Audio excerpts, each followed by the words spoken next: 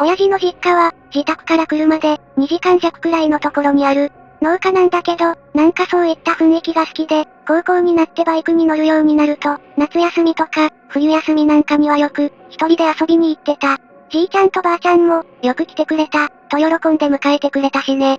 でも、最後に行ったのが高校に年に上がる直前だから、もう10年以上も行っていないことになる。決して行かなかったんじゃなくて、行けなかったんだけど、その訳はこんなことだ。春休みに入ったばかりのこと、いい天気に誘われて、じいちゃんの家にバイクで行った。まだ寒かったけど、広縁はポカポカと気持ちよく、そこでしばらくくつろいでいた。そうしたら、ポポ、ポポッポ、ポ、ポッと、変な音が聞こえてきた。機械的な音じゃなくて、人が発してるような感じがした。それも、濁音とも、半濁音とも、どちらにも取れるような感じだった。なんだろう、と思っていると、庭の生垣の上に、帽子があるのを見つけた。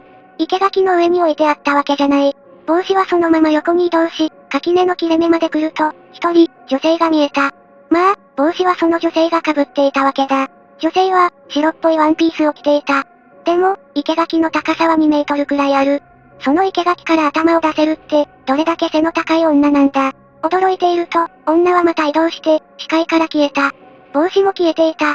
また、いつの間にか、ポポポ、という音も、なくなっていた。その時は、もともと背が高い女が、超厚底のブーツを履いていたか、かかとの高い靴を履いた背の高い男が、女装したかくらいにしか思わなかった。その後、今でお茶を飲みながら、じいちゃんとばあちゃんに、さっきのことを話した。さっき、大きな女を見たよ。男が女装してたのかなと言っても、くらいしか言わなかったけど、垣根より背が高かった。帽子をかぶっていて、ポ、ポポ、とか、変な声出してたし、と言った途端、二人の動きが止まったんだよね。いや、本当にピタリと止まった。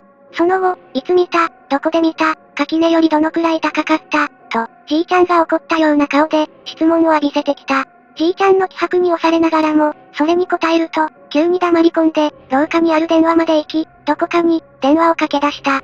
引き戸が閉じられていたため、何を話しているのかは、よくわからなかった。ばあちゃんは、心なしか震えているように見えた。じいちゃんは、電話を終えたのか、戻ってくると、今日は泊まっていけ。いや、今日は返すわけにはいかなくなった、と言った。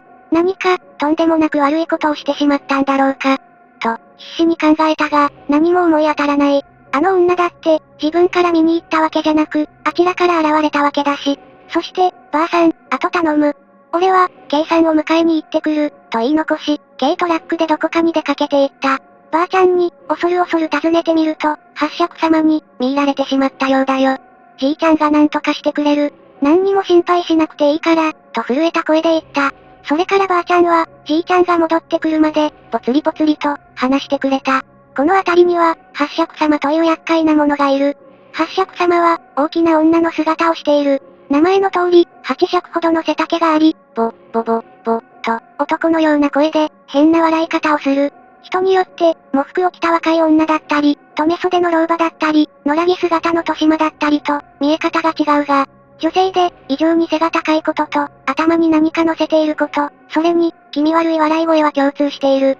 昔、旅人についてきたという噂もあるが、定かではない。この地区に、地蔵によって封印されていて、よそへは行くことがない。八尺様に見入られると、数日のうちに、取り殺されてしまう。最後に、八尺様の被害が出たのは、15年ほど前。これは、後から聞いたことではあるが、地蔵によって封印されているというのは、八尺様が、よそへ移動できる道というのは、理由はわからないが、限られていて、その道の村境に、地蔵を祀ったそうだ。八尺様の移動を防ぐためだが、それは、東、西、南、北の、境界に全部で、4カ所あるらしい。もっとも、なんでそんなものを止めておくことになったかというと、周辺の村と、何らかの協定があったらしい。例えば、推理権を優先するとか、八尺様の被害は、数年から十数年に一度くらいなので、昔の人は、そこそこ有利な協定を結べれば、よしと思ったのだろうか。そんなことを聞いても、全然、リアルに思えなかった。当然だよね。そのうち、じいちゃんが一人の老婆を連れて、戻ってきた。えらいことになったの今は、これを持ってなさい、K さんという老婆は、そう言って、お札をくれた。それから、じいちゃんと一緒に、2階へ上がり、何やらやっていた。ばあちゃんは、そのまま一緒にいて、トイレに行く時もついてきて、トイレのドアを、完全に閉めさせてくれなかった。ここに来て初めて、なんだかやばいんじゃ、と思うようになってきた。しばらくして、2階に上がらされ、一室に入れられた。そこは、窓が全部新聞紙で目張りされ、その上に、お札が貼られており、四隅には、森塩が置かれていた。また、木でできた箱状のものがあり、その上に、小さな仏像が乗っていた。あと、どこから持ってきたのか、おまる、が2つも用意されていた。これで用を済ませろってことか。もうすぐ、日が暮れる。いいか、明日の朝まで、ここから出てはいかん。俺もばあさんもな、お前を呼ぶこともなければ、お前に話しかけることもない。そうだな、明日、朝の7時になるまでは、絶対ここから出るな。7時になったら、お前から出ろ。家には連絡しておく、と、じいちゃんが真顔で言うものだから、黙って、うなずく以外なかった。今言われたことは、よく守りなさい。お札も、肌身離さずな、何か起きたら、仏様の前でお願いしなさい、と、K さんにも言われた。テレビは見てもいい、と言われていたのでつけたが、見ていても上の空で、気も紛れない。部屋に閉じ込められる時に、ばあちゃんがくれたおにぎりや、お菓子も食べる気が全く起こらず、放置したまま、布団にくるまってひたすら、ガクブルしていた。そんな状態でも、いつの間にか眠っていたようで、目が覚めた時には、なんだか忘れたが、深夜番組が映っていて、自分の時計を見たら、午前1時過ぎだった。なんか、嫌な時間に起きたなぁ、なんて思っていると、窓ガラスを、コツコツと、叩く音が聞こえた。小石なんかをぶつけているんじゃなくて、手で、軽く叩くような音だったと思う。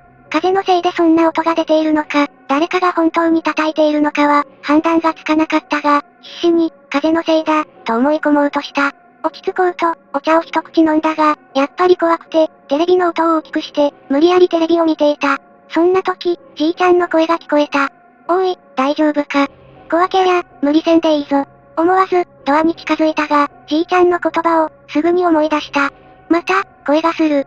どうした、こっちに来てもいいぞ。じいちゃんの声に、限りなく似ているけど、あれは、じいちゃんの声じゃない。どうしてかわからんけど、そんな気がして、そして、そう思ったと同時に、全身に鳥肌が立った。ふと、隅の森地を見ると、それは、上の方が黒く、変色していた。一目散に仏像の前に座ると、お札を握りしめ、助けてください、と必死にお祈りを始めた。その時、ポポッポ、ポ、ポポ、あの声が聞こえ、窓ガラスがトントン、トントン、と鳴り出した。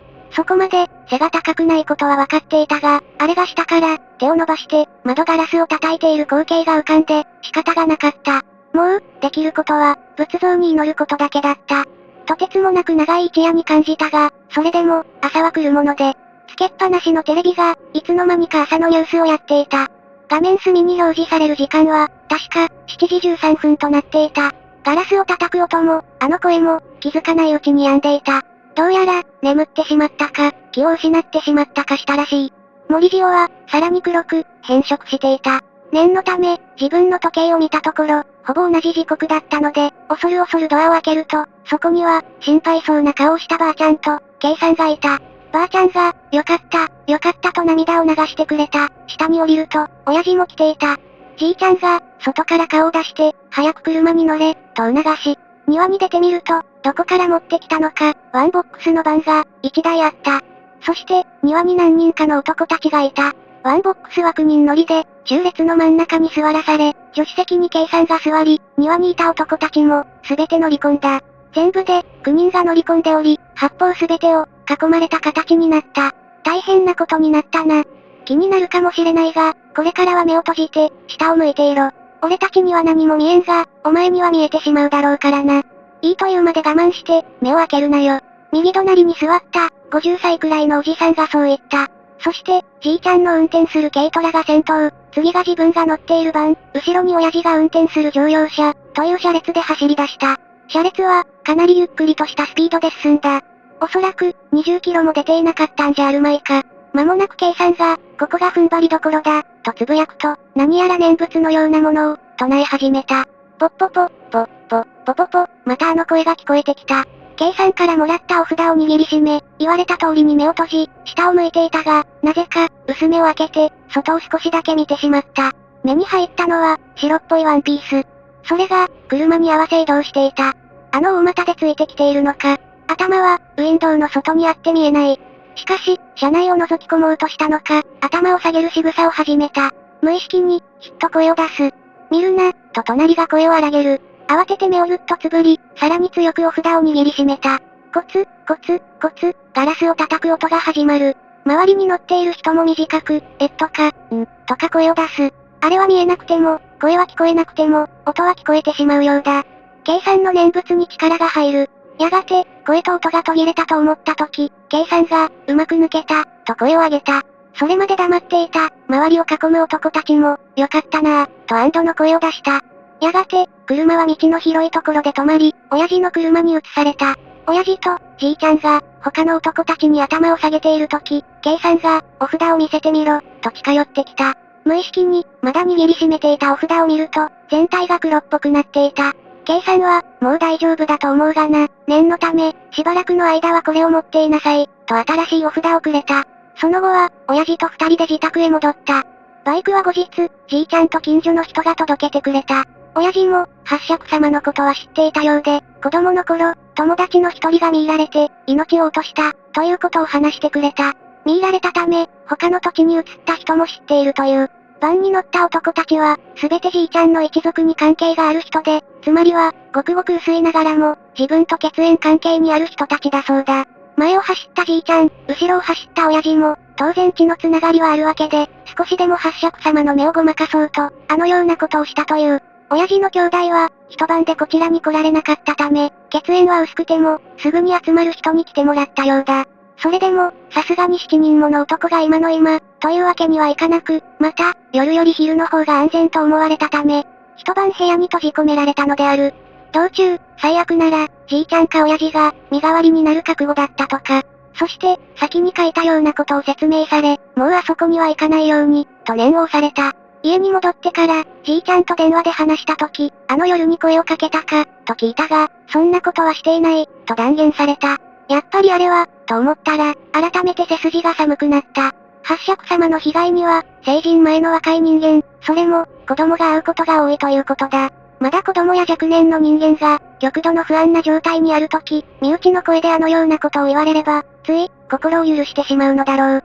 それから10年経って、あのことも忘れがちになったとき、シャレにならない、後日談ができてしまった。八尺様を封じている地蔵様が、誰かに壊されてしまった。